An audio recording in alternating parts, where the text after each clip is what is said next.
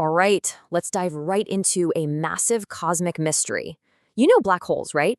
What if one of the most famous, most destructive objects in the entire universe had a secret twin? An alternative that might be even more extreme. I mean, just listen to that. An object so indestructible that it could kill black holes. That's not from a sci-fi movie.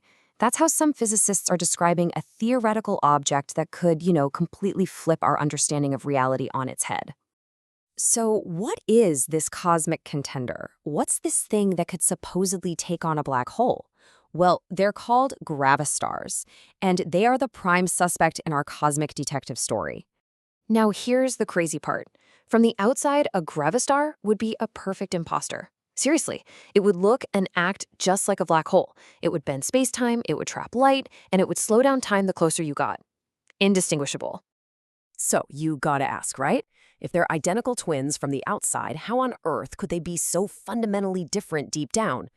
Well, the answer starts where a lot of cosmic stories do, with the violent death of a star. To really get the difference, we have to look at how they're born. It all comes down to what happens in the cosmic wreckage when a truly massive star finally dies.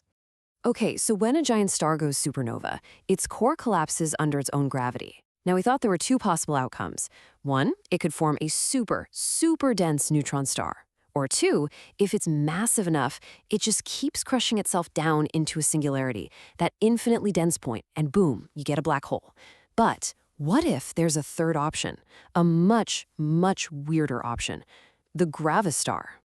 In this wild scenario, instead of the core collapsing forever, it gets pulverized into pure energy. It forms this bubble that wants to expand like crazy, but at the same time, the rest of the star is still collapsing inwards. So you get this ultimate cosmic collision, an unstoppable expanding force meeting an immovable collapsing object. And what comes out of that cosmic forge is one of the strangest things anyone has ever imagined. It's kind of like a cosmic soap bubble, but with an absolutely bizarre anatomy. A gravastar is basically made of two parts. First, there's the shell, and we're talking about an impossibly thin, incredibly tight layer made of a totally new and extreme kind of matter. It's so extreme, physicists haven't even come up with a name for it yet. And to make it even stranger, this shell would be the coldest thing in the entire universe. We're talking a billionth of a degree above absolute zero. The faint background glow from the Big Bang would feel like a blast furnace in comparison. And if you think the shell is weird, the core is where things just get completely mind-bending. It's a perfect vacuum. Physicists call it a supercondensed nothingness. But don't let the word nothingness fool you. This vacuum is so compressed, it holds almost a billion trillion times more energy than the vacuum of normal space. Just let that sink in.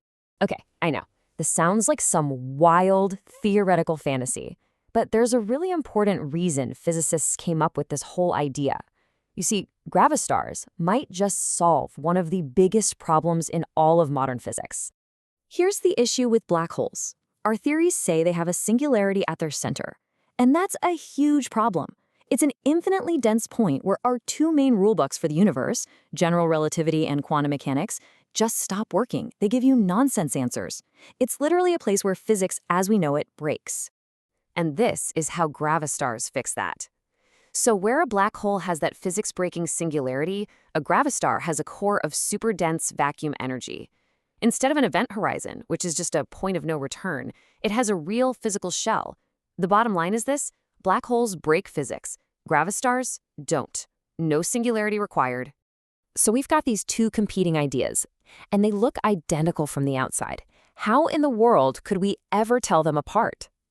Well, the answer might be to stop looking and start listening. Listening for echoes. It all comes back to that fundamental boundary. A black hole's event horizon is just a border in space-time, right? But a gravastar shell is a real physical thing.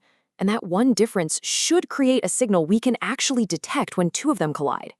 When these absolute monsters merge, they send out gravitational waves, ripples in space-time itself. You can think of it as the sound of cosmic cataclysms. A black hole collision should make a deep, clean thump, kind of like a bass drum that just stops. But two gravastars? Their collision should sound more like a gong, leaving these subtle echoes ringing through the cosmos afterward. And here is the really exciting part. Scientists are listening for those echoes right now. The big challenge, though, is that the intense gravity of these things kind of muffles the sound, making it incredibly hard to pick out those tiny differences. It's like trying to hear the difference between a violin and a cello from behind a thick concrete wall. Our technology's amazing, but it's just not quite sharp enough yet. So that leaves us with the big question. These gravastars could solve some of the deepest problems in physics, or they could just be another fascinating idea that ends up on the scientific cutting room floor. The search is on, and maybe, just maybe, we'll one day hear that faint echo that completely rewrites our understanding of the universe.